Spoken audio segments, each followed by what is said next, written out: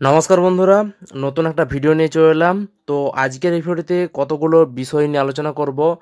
Primary TET 2022 নিয়ে আলোচনা করব। 2022 টেটের ইন্টারভিউর বিজ্ঞপ্তি কবে নাগাদ আসতে চলেছে সেটা নিয়ে আলোচনা করব, এবং এর পাশাপাশি যে সমস্ত ক্যান্ডিডেটরা 2023-এ টেট পরীক্ষা দিয়েছিল তাদের টেটের রেজাল্ট কবে প্রকাশিত হতে চলেছে সেটাও তোমাদেরকে জানাবো। এবং মাদ্রাসা সার্ভিস কমিশনের যে এক্সাম রয়েছে, 3রা মার্চ যে এক্সামটা রয়েছে, নবম দশম একাদশ দ্বাদশের যে এক্সাম, তো সেই এক্সামের অ্যাডমিট কার্ড কবে থেকে দেওয়া শুরু হবে সেটাও তোমাদেরকে আজকের এই ভিডিওর মাধ্যমে জানাবো। তো রিকোয়েস্ট হলো তোমরা অবশ্যই ভিডিওটি কোনো রকম স্কিপ না করে সম্পূর্ণ দেখবে। ভিডিওটি ভালো লাগলে অবশ্যই একটি লাইক করবে, বন্ধুদের মধ্যে শেয়ার করে দেবে, আর এই চ্যানেলে নতুন তাহলে চ্যানেলটি অবশ্যই সাবস্ক্রাইব করবে। এরকম আরও ইনফরমেটিভ ভিডিও তোমরা এই চ্যানেলের মাধ্যমে পেয়ে যাবে। তো চলো এবার ভিডিওটি শুরু করে দিই। তো বন্ধুরা, প্রথমে আমি 2022 স্টেট পাস প্রার্থীদের নিয়ে আলোচনা করব। তো 2022 স্টেট পাস প্রার্থীদের ইন্টারভিউয়ের বিজ্ঞপ্তি কবে আসবে? তো দেখো, তোমরা যারা যারা 2022-এ টেট পাস করেছো তোমাদের মাথায় একটাই প্রশ্ন ঘুরপাক খাচ্ছে যে ইন্টারভিউয়ের বিজ্ঞপ্তি কবে আসবে। 2022-এ টেট পাস প্রার্থীরা তাদের একটাই দাবি যে দ্রুত ইন্টারভিউয়ের বিজ্ঞপ্তি প্রকাশ করতে হবে এবং ন্যূনতম 50,000 শূন্য পদে নিয়োগ করতে হবে। এই দাবি নিয়েই কিন্তু 2022 স্টেট পাস প্রার্থীরা বারংবার কিন্তু আন্দোলন করছে। তো এর আগে পর্ষদ সভাপতি জানিয়েছিল যে 11,765 শূন্য পদের যে প্যানেলটা ছিল সেই প্যানেলটা প্রকাশ করার পরেই ইন্টারভিউর বিজ্ঞপ্তি জারি করে দেবে পর্ষদ, এটা তিনি জানিয়েছিল। কিন্তু বর্তমানে যেটা দেখা যাচ্ছে যে পর্ষদ কিন্তু এখন ইন্টারভিউর বিজ্ঞপ্তি জারি করতে চাইছে না। এই যে প্যানেল, এই প্যানেল প্রকাশ হয়ে গেছে এবং বর্তমানে এটার নিয়োগ প্রক্রিয়া চলছে। তো তা সত্ত্বেও কিন্তু পর্ষদ এখনও ইন্টারভিউয়ের বিজ্ঞপ্তি জারি করেনি। এখানে দেখতে গেলে কোনো রকম আইনি জটিলতা নেই। আইনি জটিলতা না থাকা সত্ত্বেও কিন্তু পর্ষদ ইন্টারভিউয়ের বিজ্ঞপ্তি জারি করছে না। প্রার্থীরা একবার দেখা করতে গেছিল পর্ষদ সভাপতির কাছে। তো সেখানে পর্ষদ সভাপতি যে বার্তাটা দিতে চেয়েছেন প্রার্থীদেরকে, যে তারা এই 11,765 শূন্য পদের পুরো প্যানেলটা রিক্রুটমেন্ট প্রক্রিয়া শেষ করে তারপরে নতুন করে ইন্টারভিউয়ের বিজ্ঞপ্তি জারি করবে। অর্থাৎ এই প্যানেলের রিক্রুটমেন্ট প্রক্রিয়া চলাকালীন তার মাঝে কোনো রকম ইন্টারভিউয়ের বিজ্ঞপ্তি জারি করতে চাইছে না পর্ষদ, এমনটাই কিন্তু পর্ষদের মনোভাব। তো এবার কথা হলো, এই প্যানেলের রিক্রুটমেন্ট প্রক্রিয়া শেষ হতে কতদিন সময় লাগবে? তো দেখো, শেষ হতে কতদিন সময় লাগবে এটা কিন্তু এই মুহূর্তে এখনই বলা সম্ভব নয়। কারণ এখানে কিছু জনের নিয়োগ হয়েছে। এখানে এই যে 11,765 শূন্য পদের প্যানেল, এই প্যানেলের মধ্যে প্রায় 9,533 জনের লিস্ট বার করেছিল পর্ষদ। তো এর মধ্যে থেকে যেটা ডিস্ট্রিক্ট ওয়াইজ কাউন্সিলিং সেটা হয়ে গেছে, এবার স্টেট ওয়াইজ কাউন্সিলিংটা বাকি রয়েছে। সেই কাউন্সিলিং প্রক্রিয়াটা শেষ হবে। এরপর যে প্রায় 2,000-এর মতো সিট পড়ে রইল, তো সেই সিটের এখনও নিয়োগ প্রক্রিয়া বাকি রয়েছে। সেইটার শুনানি রয়েছে মার্চের 3rd উইক নাগাদ। সেই মামলাটা শুনানি রয়েছে, যেখানে 2020-22 ডিএলএড মামলা, সেই মামলাটা শুনানি রয়েছে। সেই মামলার শুনানি হওয়ার পর যে 2,000-এর মতো সিট পড়ে রইল সেই সিটে নিয়োগ করা হবে। তো সেই নিয়োগ হতেও কত সময় লাগবে সেটাও এখনও ঠিক জানা নেই কারোই। তো সেই সমস্ত নিয়োগ প্রক্রিয়া শেষ হওয়ার পরেই কিন্তু নতুন করে ইন্টারভিউর বিজ্ঞপ্তি জারি করতে চলেছে পর্ষদ। পর্ষদ সভাপতি কিন্তু এমনটাই ইঙ্গিত দিয়েছেন 2022 স্টেট পাস প্রার্থীদের। তো তাহলে তোমরা নিজেরাই বুঝতে পারছো যে ইন্টারভিউয়ের বিজ্ঞপ্তি কবে নাগাদ আসতে চলেছে। মোটামুটি তোমরা ধরে রাখতে পারো ভোটের আগে ইন্টারভিউয়ের বিজ্ঞপ্তি আসার কোনো রকম কিন্তু সম্ভাবনা নেই। কারণ মার্চ মাসে এই মামলাটা শুনানি হবে, তারপর আবার নিয়োগ হবে, এর মাঝে আবার ভোট রয়েছে, সেখানে কিছুটা সময় লাগবে।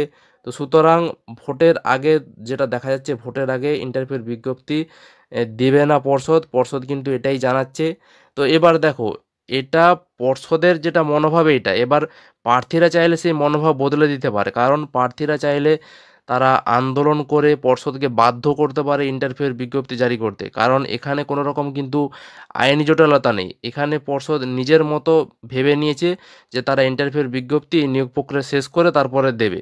তো সুতরাং তাদের এই মনোভাবকে পরিবর্তন করতে হবে। সেই জন্য প্রার্থীদেরকে বলবো, তোমরা যদি ভোটের আগে ইন্টারভিউয়ের বিজ্ঞপ্তি পেতে চাও, সেই জন্য তোমরা কিন্তু প্রত্যেকে সক্রিয়ভাবে আন্দোলনগুলোতে অংশগ্রহণ করো, আন্দোলন করো, তবেই তোমরা কিন্তু এই ইন্টারভিউয়ের বিজ্ঞপ্তি পেয়ে যেতে পারো।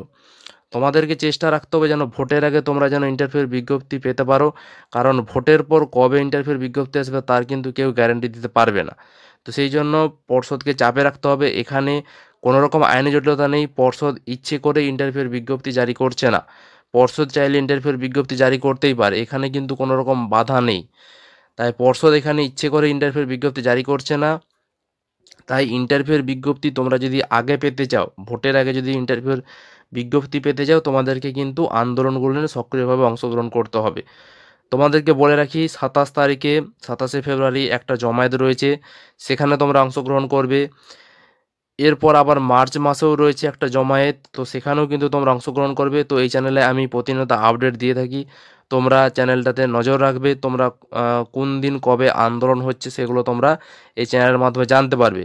এবং তোমরা যারা যারা 2022 স্টেট পাস প্রার্থী রয়েছে, তোমরা কিন্তু প্রত্যেকে এই সমস্ত আন্দোলনে অংশগ্রহণ করবে। একত্রে অনেক জমায়েত হলে তবেই কিন্তু পর্ষদ চাপে পড়ে হয়তো ইন্টারভিউর বিজ্ঞপ্তি জারি করে দিতে পারে। তাই সেই জন্য তোমাদের প্রত্যেকেরই চেষ্টায় থাকতে হবে, তবেই কিন্তু তোমরা ইন্টারভিউর বিজ্ঞপ্তিটা দ্রুত আনতে পারবে। তো তোমরা মোটামুটি বুঝতে পারলে। তো নিজেরা যদি চেষ্টা না করো সেক্ষেত্রে কিন্তু ভোট পেরিয়ে যাবে, তারপরেও কিন্তু তোমরা ইন্টারভিউর বিজ্ঞপ্তি পাবে না। তো সেই জন্যই বলবো তোমরা কিন্তু নিজেরা সচেষ্ট থেকে নিজেরা আন্দোলন করে ইন্টারভিউর বিজ্ঞপ্তিটা পর্ষদের কাছ থেকে ছিনিয়ে আনার চেষ্টা করতে থাকো। তো এবার আসি 2023কে নিয়ে। 2023-এর রেজাল্ট কবে প্রকাশিত হবে? তো দেখো 2023-এ তোমরা যারা যারা টেট পরীক্ষা দিয়েছো তোমরা কিন্তু প্রত্যেকে টেনশনে রয়েছো, কারণ 2023-এর টেটের প্রশ্ন কিন্তু খুব কঠিন হয়েছিল। অনেকে হয়তো পাসের আশাও করে না, কিন্তু যারা যারা ভালো পরীক্ষা দিয়েছিল তারা কিন্তু টেনশনে রয়েছে, তাদের টেটের রেজাল্ট কীরকম হবে সেই নিয়ে অনেকেই টেনশনে রয়েছে। তো দেখো 2023 টেটের রেজাল্ট পর্ষদ জানিয়েছিল যে তারা দ্রুতই প্রকাশ করে দেবে। তো ফেব্রুয়ারি মাসে প্রকাশ হওয়ার কথা ছিল, কিন্তু এখন পর্ষদের হাবভাব দেখে বোঝা যাচ্ছে ফেব্রুয়ারি মাসে পর্ষদ 2023 টেটের রেজাল্ট প্রকাশ করবে না। 23 টেটের রেজাল্ট প্রকাশ হতে পারে মার্চ মাসের 3rd উইক নাগাদ, হয়তো প্রকাশিত হতে পারে, যেটা সম্ভাবনা দেখা যাচ্ছে মার্চ মাসের 3rd উইক নাগাদ 2023 টেটের রেজাল্ট প্রকাশিত হতে পারে। তো তোমরা নজর রাখবে এই চ্যানেলে, যে 23 স্টেট সংক্রান্ত কোনো আপডেট আছে অবশ্যই আমি এই চ্যানেলের মাধ্যমে দিয়ে দেবো। তো তোমরা মোটামুটি ধরে রাখতে পারো মার্চ মাসের 3rd উইক নাগাদ এই 2023 স্টেটের রেজাল্ট প্রকাশিত হতে চলেছে। এবার আসি মাদ্রাসা সার্ভিস কমিশনকে নিয়ে। মাদ্রাসা সার্ভিস কমিশনের অ্যাডমিট কার্ড কবে দেবে? তো দেখো তোমরা জানো মোটামুটি নবম দশম এবং একাদশ দ্বাদশের যে মাদ্রাসা সার্ভিস কমিশনের পরীক্ষা রয়েছে, যেখানে 7,229টি শূন্য পদে নিয়োগ করা হবে। তো 7,229টি শূন্য পদে যে নিয়োগ করা হবে সেখানে পরীক্ষা হবে 3রা মার্চ। 3রা মার্চ পরীক্ষা হতে চলেছে। তো এবার তোমরা প্রত্যেকেই টেনশনে রয়েছে যে অ্যাডমিট কার্ড দেওয়া কবে থেকে শুরু হবে। তো তোমাদেরকে বলে রাখি যে 23শে ফেব্রুয়ারি নাগাদ অ্যাডমিট কার্ড দেওয়ার একটা সম্ভাবনা রয়েছে। শুক্রবার 23শে ফেব্রুয়ারি অ্যাডমিট কার্ড দেওয়ার একটা কথা রয়েছে। তো তোমরা চোখ রাখো এই চ্যানেলে, যদি অ্যাডমিট কার্ড দেওয়া হয় অবশ্যই আমি আপডেট তোমাদেরকে জানিয়ে দেবো। এবং তোমরা অফিসিয়াল ওয়েবসাইটটিও লক্ষ্য রাখবে, অফিসিয়াল ওয়েবসাইটেই অ্যাডমিট কার্ড দেওয়া হবে। 23শে ফেব্রুয়ারির তারিখেই কিন্তু অ্যাডমিট কার্ড দেওয়ার একটা কথা রয়েছে। তো এই ছিল আপডেট। এই বিষয়ে তোমাদের কারো কোনো মতামত থাকলে অবশ্যই তোমরা ভিডিওর কমেন্ট বক্সে কমেন্ট করে জানাবে। ভিডিওটি ভালো হলে অবশ্যই লাইক করে বন্ধুদের মধ্যে শেয়ার করবে। তো আজকের মধ্যে পর্যন্তই, ধন্যবাদ।